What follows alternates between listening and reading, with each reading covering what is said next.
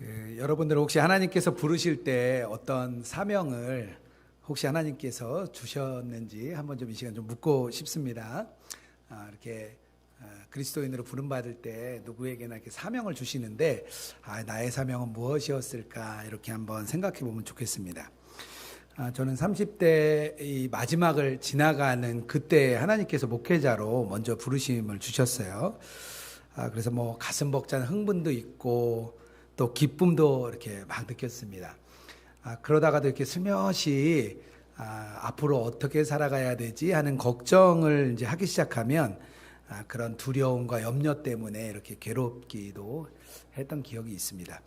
말씀의 풍성함을 생각하면 너무 벅차고 좋은데요. 죄인 된 제 자신을 바라보면 한없이 무너졌던 기억이 있습니다. 그래서 매일 롤러코스터를 타던 생각이 제가 났어요. 그런 이야기가 있더라고요. 받은 은혜만큼 사명이 주어진다. 그런 이야기가 있습니다. 그러니까 은혜 많이 받은 분들은요, 그만큼 사명이 많이 있다. 뭐 그런 뜻이겠죠.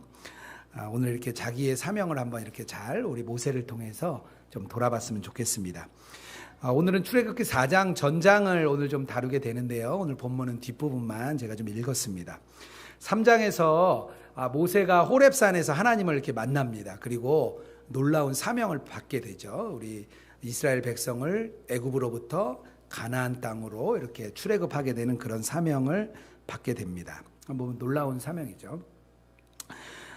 그런데 이렇게 오늘 4장을 시작하면서 모세가 그 받은 사명 때문에 하나님께 이의를 제기하게 됩니다. 이런 엄청난 일을 하려고 보니까 문제가 너무 많은 거예요. 본인이 생각해도 이게 너무 큰 문제인 거였죠. 첫 번째 질문이 먼저 백성들이 나를 안 믿으면 어떡합니까? 이 질문을 먼저 이제 하나님께 이제 모세가 하게 됩니다. 그랬더니 하나님께서 세 가지 기적을 주시죠. 하나는 지팡이가 뱀이 되고 다시 뱀을 잡으면 지팡이가 되는 그런 이적을 하나 주십니다. 또 하나는 손에 나병, 그러니까 한센병이죠. 이렇게 한센병이 생겼다가 또 이렇게 옆구리에 넣었다 빼면 다시 좋아지는 그런 기적을 주고요. 그것도 못 믿으면 나일강의 강물을 떠다가 주면 이게 피로 변할 것이다 라는 이 세 가지의 기적을 줍니다. 이 세 가지는요, 다 이집트에서 굉장히 두려워하던 것들이라고 말을 합니다. 왜냐하면 사막이 많았기 때문에 독사들이 많죠. 그러니까 이 독사를 신으로 섬기기도 했습니다. 그리고 나병은 그때 당시에 가장 저주 중에 저주라는 병이었어요. 그래서 모든 병이 있지만 당시에 또 뭐 피부병 이런 게 굉장히 많았다 그래요. 근데 그 중에서도 나병은 진짜 저주받은 사람 중에 저주였습니다. 나일강은 우리가 잘 아는 것처럼 이집트의 경제적인 부의 원인이었습니다. 그 이집트는 나일강 때문에 경제가 살아나고 굉장히 부궁한 나라를 이루었죠. 이렇게 세 가지 표적을 모세에게 줬는데 모세가 또 이 일을 제기합니다. 왜냐하면 자신은 입이 뻣뻣하고 혀가 둔한 자입니다. 이렇게 또 이제 모세가 하나님께 이 일을 제기하죠. 그랬더니 하나님이 이렇게 그 말을 합니다. 내가 너와 함께하면서 너에게 할 말을 주겠다 이렇게 이야기합니다. 모세를 이제 그 평가할 때 모세가 진짜 말을 더듬었을 거다 이렇게 추측하는 분들도 있고요. 아니면은 모세가 왕궁에서 자라서 히브리어를 잘 못했다 뭐 이렇게 추측하는 분도 있습니다. 또 하나는 40년 동안 광야에 살면서 이렇게 말이 굉장히 둔해졌다. 왜냐하면 이제 광야에서는 특히 이제 뭐 많은 마을이 있는 게 아니니까 가족 단위의 구성원이다 보니까 말을 정말 못했을 거다 이런 추측들이 있습니다. 어쨌든 하나님께서 내가 너에게 할 말을 줄 거야 이렇게 얘기를 했어요. 이만하면 모세가 이제 준비가 된 거죠. 그런데 모세가 또 이 일을 마지막으로 제의합니다. 그러면서 보낼 만한 자를 보내소서 이 얘기를 하니까 하나님께서 이번에 화를 내세요. 성경에 보면 노했다 이렇게 이야기를 합니다. 화를 내시면서 내가 그래 마지막으로 내 언변이 뛰어난 너 형 아론이 있으니까 내가 아론을 보내줄게 이렇게 해줍니다. 그러면서 이 땅을 떠나서 이집트로 돌아가서 이집트에서 이스라엘 백성을 만나는 장면까지가 4장의 전체적인 이렇게 스토리의 이야기입니다. 저는 이 과정을 제가 쭉 여러 번 막 읽으면서요. 처음에 읽을 때는 잘 이렇게 안 들어왔다가 나중에 읽다 보니까 이 모세의 상태, 모세의 모습, 그리고 또 그것에 반응하는 하나님의 모습, 이 두 가지 모습이 명확하게 좀 나타나더라고요. 그래서 제가 이렇게 몇 가지를 좀 정리를 좀 해봤습니다. 모세는 보니까 염려가 많고 불신이 가득한 사람이었어요. 1절에 보면 그들이 나를 믿지 아니하며 내 말을 듣지 아니하고 이렇게 말을 합니다. 듣지 않을 거란 염려가 그 안에 있었습니다. 그러나 분명히 하나님께서요 3장 18절에 보면 뭐라고 얘기하시냐면요, 그들이 내 말을 들으리니, 하나님이 먼저 말씀하셨어요. 그들이 내 말을 들을 거야 이렇게 얘기를 했는데도 불구하고 모세는 이 이야기가 귀에 들어오지 않았습니다. 염려와 걱정이 먼저 있었던 거죠. 왜냐하면 분명히 40년 전에 본인이 이스라엘 백성들을 회복시키겠다고 이집트인을 한 명을 죽였죠. 그런 모습들을 보면서 자기의 이야기를 듣지 않았던 이스라엘 백성들, 그 모습이 자기 기억 속엔 그대로 남아 있었을 것 같아요. 그리고 자신의 사명을 받았다고 이제 돌아가면 백성들이 과연 자신을 믿어줄까? 그러니까 하나님의 말씀보다는 이 백성들의 반응이 더 이제 염려되었던 거죠. 그러다 보니까 하나님의 말을 불신하는 일도 이렇게 생겼습니다. 또 하나 보니까요, 자존감이 굉장히 낮은 것 같아요. 모세는 자존감이 아주 지금 땅바닥에 떨어져 있습니다. 어떻게 보면 아주 영적인 침체 가운데 있다고도 볼 수 있는 거죠. 말에 능한 자가 아니면서 결국에는 하나님의 여러 번 뭐 이적도 주고 기적도 주고 그런 능력을 다 줬는데 불구하고 보낼 자를 제발 보내세요 이렇게 이야기하는 걸 보면 모세는 하나님이 자신을 분명히 정하셨는데도 불구하고 저는 그런 걸 할 수 있는 사람이 아닙니다 이렇게 생각했던 것 같습니다. 자신감이 넘치고 왕궁에서 왕자로 자랐던 그 모세가 40년 동안 그 모습은 완전히 이제 다 사라진 거죠. 또 하나는요, 두려움이 굉장히 많았던 것 같아요. 왜냐하면 40년 전에 이런 말씀이 있습니다. 애굽 사람을 죽인 후에 2장 15절에 이런 말씀이 나오는데요, 바로가 이 일을 듣고서 모세를 죽이고자 하여 찾는지라. 이것 때문에 사실 모세가 도망을 해서 그곳까지 간 거죠. 그리고 40년을 숨어 있었습니다. 왜 죄 지은 사람들이 도망가서 숨어 있어도 왜 항상 불안하잖아요. 자기 죄가 해결된 게 아니기 때문에. 그거를 아는 이 하나님께서 아마 이 두려움을 생각하시고 뭐라고 얘기하시냐면요, 19절에 이렇게 말을 합니다. 내 목숨을 노리던 자가 다 죽었다. 모세가 이렇게 딱 떠나려고 할 때 하나님께서 굳이 그 말씀을 딱 넣어주십니다. 왜냐하면 그 안에 두려움이 그대로 있었기 때문에 하나님이 야, 너 두려워하지 마 하면서 이렇게 알려주셨던 것 같아요. 마지막으로 모세는요, 할례의 언약을 지키지 않았습니다. 어렵게 모세를 설득해요. 하나님께서 모세를 어렵게 설득해서 이렇게 이집트로 내려가는 와중에 갑자기 하나님께서 모세를 죽이려고 하십니다. 어떻게 보면 이 성경의 출애굽기 4장에서 가장 난제라고 부르는 구절이기도 한데요. 이방인과 하나님 백성임을 구분하는 것이 그때 당시에 가장 중요한 게 할례였습니다. 그런데 모세가 할례를 행하지 않은 것이죠. 아마 이렇게 자녀에게 할례를 행하지 않았거나 또는 모세 자신이 할례를 행하지 않았을 거라 이렇게 보고 있습니다. 왜냐하면 양피를 베었다라고 할 때 이걸 홀수로 나타내거든요. 자녀가 둘이니까 만약에 둘 다 베지 않았으면 이렇게 복수형으로 이야기를 했을 텐데 분명히 양피라는 것을 단수형으로 얘기했는데요. 그러면 3명 중에 1명은 분명히 할례를 하지 않은 거예요. 모세나 아니면 자녀 둘 중에 1명. 둘째라는 이야기가 가장 많은 이렇게 그 평가입니다. 하나님만 섬기겠다는 이 할례를 행하지 않은 그것을 보시고 하나님께서 모세를 죽이려고 하시는 거죠. 그때 십보라가 다행히 빠르게 행동으로 죽음을 면하게 됩니다. 그런데 이것을 가장 좋게 해석할 수 있는 게요, 저는 이거라 생각을 합니다. 뭐냐 하면요, 하나님은요 사실 모든 일을 계획하시는 분이세요. 우리가 알고 있는 모든 일들을 이미 다 계획하고 계시죠. 아마 이 할례의 과정을 통해서 하나님께서는 이후에 6월절에 피를 통해서 백성을 살리는 그 모습을 미리 모세에게 알려주고자 하지 않았을까 그렇게 생각을 합니다. 모세는 이렇게 아주 많은 문제가 있었던 사람이에요. 사명을 받았는데 사실은 그 사명을 받은 자로서의 조건은 이 모세는 하나도 갖추고 있지 않습니다. 근데 이 모세의 모습을 보면서요, 저는 제 자신을 돌아보게 됐고 우리 인간들의 모습을 돌아보게 되었습니다. 염려가 있고 불신이 있고 또 낮은 자존감과 또 영적인 침체, 그리고 두려움, 또 하나님이 약속해 주신 것에 대한 불순종들, 우리가 다 가지고 있는 인간적인 연약한 모습입니다. 하지만 하나님께서는요, 그렇게 끝내지 않으시고 참 조건 없는 그 모세와 같은 자를 끝내지 않고 하나님께서는 다르게 반응을 하십니다. 하나님은 어떻게 반응하시냐면요, 되게 인격적으로 굉장히 반응을 해주세요. 모세가 여러 차례 이 일을 제기합니다. 이 일을 제기할 때마다 하나씩 해결책을 보여주십니다. 나중에는 조금 좀 화를 내셨죠. 이렇게 노했다 이렇게 얘기하시는 거 보면요. 하지만 인간과는 이렇게 다른 완전한 권위를 가지신 분이 이 인간에게 권위적으로 보이지 아니하시고 모세의 그 반응을 진지하게 받아들이면서 그 모세 편에서, 그 인간 편에서의 그 시각을 이렇게 잘 보셨다가 하나님께서 답변을 해주십니다. 만약에 하나님이 인격적이지 않은 분이라면 하나님은 아마 이렇게도 가능하셨을 것 같습니다. 우리 인구가 75억인데요. 굳이 복음 전도자 보내서 막 어렵게 하지 않고, 야, 75억 인구 오늘부로 다 거룩해져라. 하나님의 능력이라면 충분히 그렇게 하실 수 있으리라 저는 생각합니다. 그런데 그 능력이 많으신 그분이 그렇게 하지 않으십니다. 하나님이요, 인간을 창조하실 때는요, 하루 만에 끝내셨어요.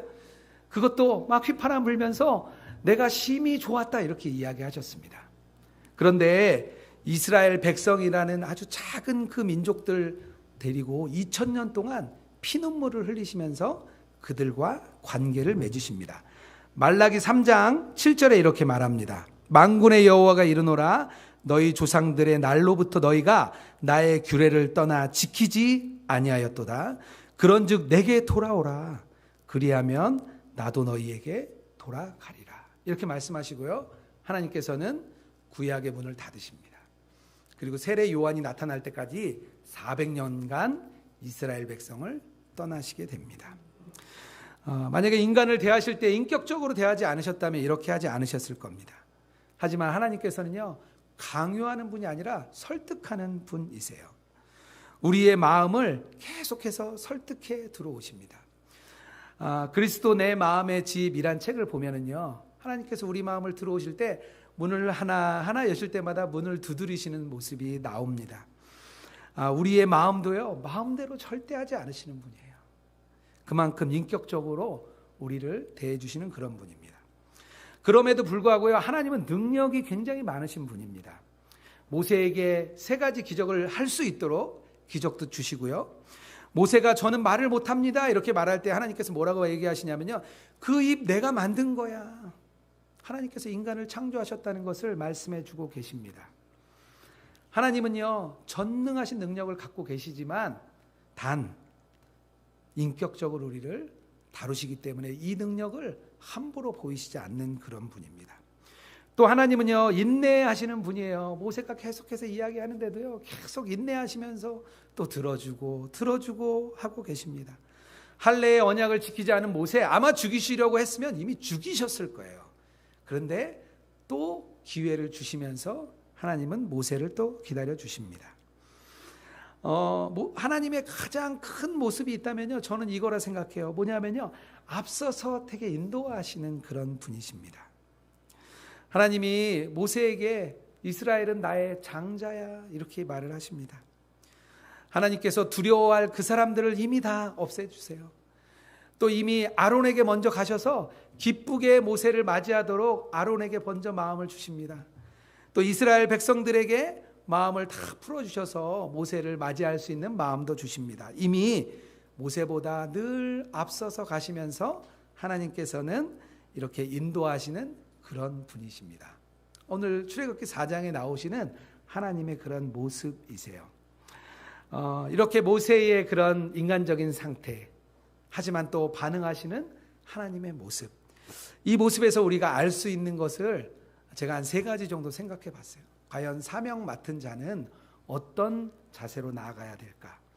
하나님께서 우리에게 사명을 맡기실 때 하나님께서는 어떻게 우리를 부르셨을까? 첫 번째는요, 하나님이 사명을 맡기실 때요, 완벽한 자를 부르시지 않았습니다. 그 부르심에는 조건이 없어요.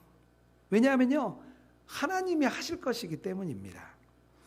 모세는 애굽에서 고난당하는 동족들의 그 해방을 위해 부르심을 받았습니다.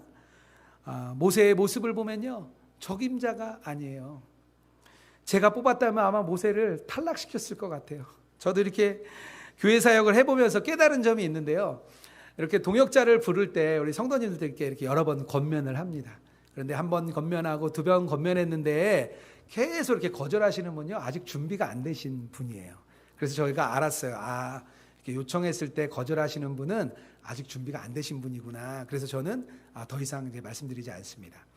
간증을 요청드릴 때도 이렇게 마찬가지예요. 정말 마음에 간증이 넘쳐나서 할 수 있는 분들은요, 이렇게 말씀드리면 언제까지 할까요? 이렇게 답을 주세요. 제가 어떻게 쓰면 될까요? 이렇게 물어보시고요. 그렇지 않은 분들은 저는 아직 간증할 게 없어요. 이렇게 말씀하시는 분들 많습니다. 그래서 제가 알았어요. 준비가 안 되신 분들은 응답이 없습니다. 그런 면에서 모세를 보면요, 모세는 준비가 안 됐어요. 하나님께서 여러 번 계속해서 이야기합니다. 3장부터 4장까지 보면요, 무려 하나님께서 5번이나 모세에게 이야기하는 모습을 볼 수 있습니다. 모세는 부름받을 때 내세울 조건이 하나도 없었어요. 40년이란 시간 동안 왕궁에서 받았던 그 지식이 아마 다 없어졌던 것 같습니다. 그러니까 말이 어눌해졌겠죠. 애굽 사람을 죽이던 용기도 사라졌습니다. 나이가 들면서 가지고 있던 열정도 사라졌어요. 그런데도 하나님은 모세를 부르셨습니다. 왜냐하면요, 완벽한 자를 부르는 게 아니기 때문입니다. 저는 우리의 상태가 모세와 참 비슷하다 생각합니다. 모세와 같이 연약한 모습인데도 불구하고요, 하나님은 우리를 이렇게 불러주신 거예요. 그래서 그냥 부르시기만 한 게 아니라 우리에게 사명을 맡겨주셨습니다. 마태복음 28장 19절에서 20절에 사명을 주셨습니다. 그러므로 너희는 가서 모든 민족을 제자로 삼아 아버지와 아들과 성령의 이름으로 세례를 베풀고 내가 너희에게 분부한 모든 것을 가르쳐 지키게 하라. 단순히 목회자만 사명을 받은 게 아닙니다. 사명이 없는 사람은 없어요. 교회 내에서만, 내가 교회에서 맡은 것만 사명이 아닙니다. 예수님께서 우리에게 마지막 사명을 주실 때 너희들이 세상에 나가서 복음 전하는 자로 살아라, 이렇게 사명을 우리에게 주셨습니다. 가정에서요, 우리가 복음의 통로로 사명을 받았어요. 만약에 한 가정에 복음이 들어가잖아요. 그러면 그 한 사람을 인해서 그 가정 안에 복음과 아주 가까워진 것입니다. 저희 할머니 한 명으로 인해서 홍씨 집안이 다 복음을 받았습니다. 일터에서요, 또 우리가 사명을 받았어요. 그리스도인으로 살아가고 정말 삶으로 살아내는 모습을 너희들이 사명 받은 것이야, 이렇게 하나님 말씀하고 있습니다. 사회 안에 문화선교사로 이렇게 사명 받은 사람도 있습니다. 우리는요, 각자의 자리에서 누구나 사명을 받았습니다. 우리가 잘나고 완벽해서가 아닙니다. 하나님께서는요, 부족하지만 주님이 하실 것이기 때문에 우리를 부르셨습니다. 요나 선지자가 아수르 백성들을 위해서 부름을 받았습니다. 그런데요, 그는 니느웨로 가지 않고 도망해서 다시스로 갑니다. 물에 빠져 죽을 것을 하나님이 건지셔서 다시 니느웨로 보내셨어요. 그런데 3일 동안 걸어서 복음을 전해야 되는 길을 겨우 하루 돌고 왔습니다. 그런데 하나님께서요, 그것을 보시고 임금으로부터 백성까지, 아니 가축들까지 이 베옷을 입고 죄에 누워 회개하게 하십니다. 요나는요, 또 심판이 멈춰지는 것을 보면서 하나님께 오히려 화를 내요. 제가 하나님 그럴 줄 알았어요. 하나님 그들을 용서할 줄 알았어요. 이런 요나였습니다. 그럼에도 불구하고 하나님은 요나를 택하셔서 그를 통하여 니느웨의 구원을 베푸셨습니다. 마가복음을 쓴 마가는요, 바나바의 조카였어요. 아마 마가의 다락방 잘 알죠? 예루살렘에 2층이 되는 큰 저택을 가진 거 보면 굉장히 부잣집 아들이었던 것 같아요. 바나바와 바울이 1차 전도 여행을 이 마가를 데리고 갑니다. 그런데 버가에서 마가는 포기하고 돌아갔습니다. 무슨 이유인지는 모르겠어요. 그런데 이 일로 바울이 단단히 화가 났습니다. 2차 전도 여행을 떠날 때 바나바로 이 일로 싸우게 됩니다. 바나바는 그래도 우리 마가를 또 데려가야지. 그런데 바나바는 절대 안 됩니다. 그래서 둘이 싸워서 갈라지게 됩니다. 그리고 바나바는 마가를 데리고 구브로로 전도하러 갔습니다. 마가의 마음이 어땠을까요? 이 바나바와 바울이 싸우는 그 모습, 자기로 인해서 이 선교팀이 갈라지는 모습을 보고 아마 마가는 굉장히 속상했을 것 같습니다. 그런데 나중에 마지막에 바울이 마지막 투옥에 디모데에게 말해요. 마가를 내게 데리고 오라. 그는 나에게 유익한 자라. 이렇게 말을 합니다. 나중에 마가는요, 베드로의 통역관으로 함께 다녔습니다. 그래서 베드로 전서 5장에 보면 베드로가 마가를 그는 나의 아들이라 이렇게 이야기합니다. 하나님께서 사명을 맡기실 때 완벽한 자를 부르시지 않았습니다. 아마 완벽한 자를 부르시려고 했다면 저 같은 사람은 아마 더더욱 이 자리에서 말씀을 전할 수 없었을 것입니다.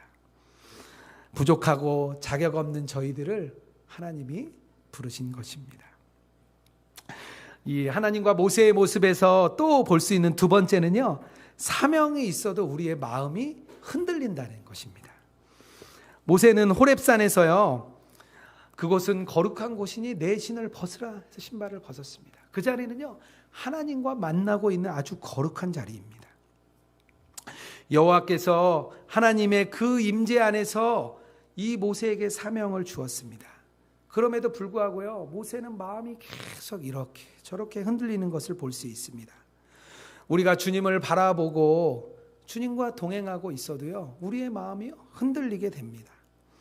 주님 안에 있으면서 우리가 사명을 받은 자인데도요, 우리는 흔들리게 되어 있습니다. 그런데 다른 것이 하나 있어요. 뭐냐면요, 이제는 그냥 흔들리고 끝나는 것이 아니라 다시 주님을 바라보게 되었다는 것입니다. 우리가 넘어졌지만요, 우리는 다시 일어납니다. 그전에도요, 사탄은요, 우리를 이리저리 끌고 다녔어요. 사탄이 이리 끌고 가면 이리 가고요, 저리 끌고 가면 저리 갔던 저희들입니다. 그러나 이제 우리는 주님 안에 있으면서 다시 일어난 힘을 얻었습니다. 사명만 받고 그냥 무너져서 주저앉는 사람들이 아니라 다시 일어나서 주님과 동행할 수 있는 그런 자들이 저희는 되었습니다. 지난주에 한 목요일쯤 되었나 봐요. 동행일기를 이렇게 쭉 읽으면서 이렇게 댓글을 다는데 남자분들 세 분이 이상하게 그날따라 다 차 안에서 일어나는 일들을 써주셨더라고요. 한 분은 아침에 출근하는 길이 너무 막혀서 좀 이렇게 마음 안에 일어나는 짜증들. 또 한 분은 시간 맞춰서 가다가 길을 잘못 들어가지고 먼저 빠지는 바람에 그 욱하는 마음이 올라왔던 그 짜증들. 또 한 분은 가는 길에 차가 이렇게 끼어들어서 그것 때문에 저 차 때문에 화가 났던 일들, 그런 이야기들 일기로 이렇게 써주셨어요. 아마 그냥 평소 같았으면 그냥 욱하고 끝났을 일일 수도 있습니다. 그런데 우리가 예수님과 동행하니까요, 그 일을 다시 뒤집어서 주님을 바라보는 훈련의 장으로 삼아지는 것입니다. 이것은요, 아주 되게 작은 일이에요. 작은 일이지만 이 일을 통하여서 하나님을 바라보는 훈련들을 우리가 해나가는 것입니다. 사명도 마찬가지인 것 같아요. 우리가 작은 일에 큰 사명을 받았는데도 작은 일에 흔들립니다. 하지만 우리가 다시 붙들게 되는 것이죠. 지난주에 제가 광주 기독교사 모임에 일일 예수동행 세미나에 다녀왔습니다. 눈이 많이 와서 전라도 광주에 가지는 못하고 밤에 이렇게 녹화를 해서 보내드렸어요. 이미 한 석 달 전부터 열심히 예수님과 이 동행하는 훈련을 하고 있어서요, 90명 정도의 우리 많은 선생님들이 일기를 쓰면서 큰 은혜를 누리고 있습니다. 그 중에 이미 훈련받은 22명이 나눔방 방장으로 섬기고 계시는데요, 한 방장님이 이런 질문을 해주셨어요.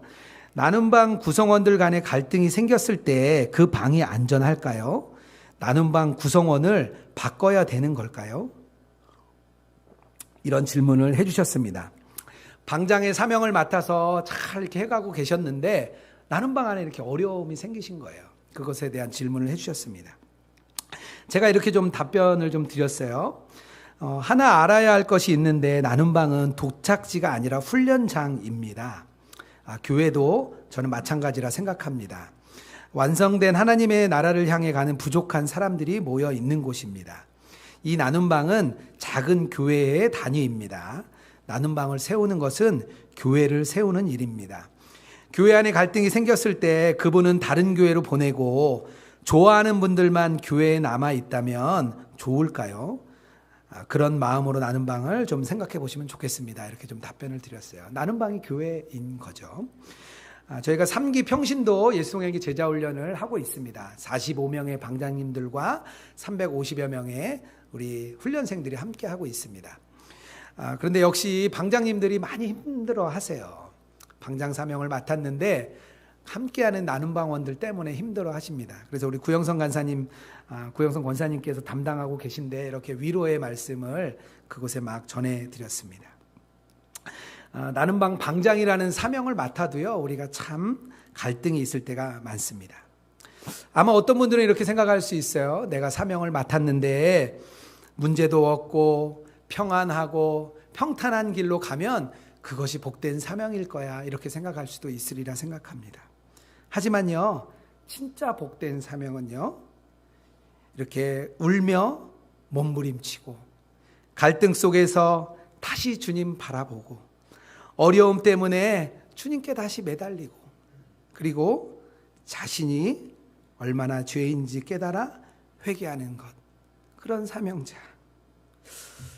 사명자가 저는 진짜 복된 사명자라 생각합니다. 사명이 있어도요, 우리 안에 갈등이 있습니다. 하지만 우리가 그렇게 끝나는 것 아니고 주님을 다시 바라본다면 우리가 그 사명을 다시 붙들 수 있습니다. 모세와 하나님의 모습에서 알 수 있는 마지막은요, 이 사명받은 자들의 모습인데요, 사명받은 자들은요, 전적으로 하나님께 엎드려야 된다는 것입니다. 이스라엘 백성이 모세를 만납니다. 그래서 모세의 이적과 하나님의 말씀을 전해 듣고 그들이 한 행동이 있습니다. 31절 말씀인데요, 백성이 믿으며 여호와께서 이스라엘 자손을 찾으시고 그들의 고난을 살피셨다 함을 듣고 머리를 숙여 경배하더라, 이렇게 나옵니다. 여기서 경배한다는 뜻이요, 머리를 숙이고 엎드린다는 그런 뜻입니다.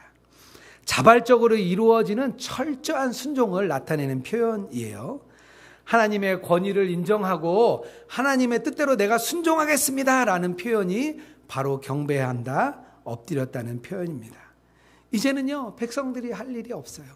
하나님께서 하실 일만 바라보면서 그저 전적으로 엎드리는 것입니다. 사명을 위해 우리가 받은 것이 있는데요, 사실은 모두 다 하나님이 주신 것입니다. 우리가 사명을 할 수 있는 달란트가 있다면요, 하나님이 다 주신 것이에요. 또 우리에게 필요한 것이 있다면요, 하나님께서 우리에게 앞으로 다 공급해 주실 것입니다. 그것을 우리가 믿기 때문에 우리가 하나님 앞에 엎드리는 겁니다. 출애굽기 14장에 가면요, 이제는 정말 출애굽한 백성들이 홍해 앞에 도착합니다. 그런데 문제는 홍해는 막히고 애굽 병사들이 찾아와서 진퇴양난의 위기에 처합니다. 그때 백성들이 모세를 또 원망해요. 왜 우리를 이곳에 불러내서 우리를 죽게 합니까? 모세를 원망할 때 모세가 이렇게 말을 합니다. 출애굽기 14장 13절에서 14절인데요. 모세가 백성에게 이르되 너희는 두려워하지 말고 가만히 서서 여호와께서 오늘 너희를 위하여 행하시는 구원을 보라. 너희가 오늘 본 애굽 사람들을 영원히 다시는 보지 아니하리라. 여호와께서 너희를 위하여 싸우시리니 너희는 가만히 있을지어다. 아멘이죠. 홍해를 건너고 애굽 군대는 홍해에 빠져 죽었습니다. 백성들이여 크신 능력을 그제서 보고 하나님과 모세를 믿었다, 이런 이야기가 이후에 펼쳐집니다. 역대하 20장에 보면요, 유대 땅에 모압과 암몬과 마온이 일어나가지고요, 여호사밧 왕을 치러 옵니다. 그때 너무 두려웠어요. 여호사밧 왕이 너무나 두려워서 온 백성에게 금식을 선포합니다. 그들이 엎드려 기도합니다. 하나님께 간구하는 거죠. 죽을 위기에 처했기 때문입니다. 그때 기도할 때 한 선지자가 일어나서 말을 합니다. 역대하 20장 15절입니다. 야시엘이 이르되 온 유다와 예루살렘 주민과 여호사밧 왕이여 들을지어다. 여호와께서 이같이 너희에게 말씀하시기를 너희는 이 큰 무리로 말미암아 두려워하거나 놀라지 말라. 이 전쟁은 너희에게 속한 것이 아니요 하나님께 속한 것이라. 이후로 하나님께서 서로 싸우게 하셔서 모든 모압과 암몬과 마온 백성이 다 죽습니다. 하나님의 말씀대로 유다 백성은 아무것도 한 것이 없었습니다. 저는 이렇게 돌아보니까 저는 참 두려움이 굉장히 많았던 사람이었습니다. 처음 직장 생활할 때는 세상이 이렇게 참 커 보였어요. 그래서 참 그게 두려웠습니다. 이렇게 회식 자리에서 술 한잔 거절하는 게 왜 이렇게 힘든지 몰랐어요. 그래서 회식을 한다고 하면 벌써 2, 3일 전부터 마음이 굉장히 어렵고 두려웠습니다. 험난한 세상에서 내가 자리 잡지 못하면 어떡할까 이런 두려움이 늘 안에 있었습니다. 나중에 이렇게 회심을 하고 하나님께서 저를 직장에 정말 복음 전하는 선교사로 부르셨다. 그런 마음을 저에게 주셨어요. 직장 선교사죠. 그런데 그때는요, 또 평판이 그렇게 두려웠어요. 좋은 평판을 받고 싶던 그 인간적인 마음이 제 안에 항상 좀 남아 있었습니다. 그래서 아마 일도 열심히 했던 것 같아요. 나중에 교회에 들어왔지만 모양은 바뀌었는데요. 그 두려움은 여전히 제 안에 있었습니다. 하나님께서 주신 사명이 있는데 그냥 그렇게 여러 두려움들이 있었습니다. 제가 벌써 위지엠 사역을 한 지 7년 차, 위지엠 사역만 한 지 7년 차가 되었는데요. 매년 연말이 되고 연초가 되면 늘 두렵습니다. 한 해의 일정을 보면요, 너무 이렇게 막막할 때가 많은 거예요. 과연 이 일정을 다 감당할 수 있을까? 걱정하다가 유기성 목사님 일정을 보면 더 한심하다는 생각이 제가 들었어요. 유 목사님은 참 사람이 아니신가 보다. 그래서 저는 늘 이제 염려가 있었어요. 이걸 참 감당할 수 있을까? 그런 염려가 매년 있었습니다. 작년에는 좀 더 두려웠어요. 왜냐하면 이렇게 교회까지 또 개척을 하다 보니까 그렇다고 해서 위지엠 사역이 줄었던 것도 아니에요. 다 그대로 있고 또 교회 사역이 또 하나 이렇게 생겼습니다. 과연 감당할 수 있을까 하는 두려움이 있었습니다. 제가 2017년에 갈래교회를 섬길 때였는데요. 그때 5월 달에 교회 안에서 행사를 20개를 했습니다. 저희가 뭐 교회 안에 기록이라고 말할 정도로 많은 행사를 했어요. 또 작은 행사들도 아니었습니다. 그리고 나서 제가 당뇨병을 얻었습니다. 너무 피로했는데 계속 이렇게 3, 4시만 되면 제가 너무 피곤한 거예요. 나중에 정기검사를 하고 당뇨가 왔다는 것을 그제서야 알았습니다. 그때 생각이 났어요. 그래서 올해도 건강을 해치면서 일을 하겠구나 그런 생각을 했습니다. 그런데 하나님께서요 코로나 바이러스를 주셨습니다. 이렇게 위지엠 사역의 근간이 오프라인으로 국내 세미나를 섬기는 일인데요. 그게 다 중단이 됐어요. 그래서 교회 사역을 참 즐겁게 잘 섬겼습니다. 한 해 동안 참 기쁨이 있었어요. 그런데 지난주에 우리 이수진 간사님이 정산을 이렇게 결산을 한 걸 봤는데요. 결산 내용을 보니까 저희가 103%를 했더라고요. 돌아보니까 더 많이 했어요. 온라인으로 바꾸면서 작년 2019년 못지않게 많은 사역을 했습니다. 결국에는 제가 한 게 아니라 하나님이 하셨다는 것을 알았습니다.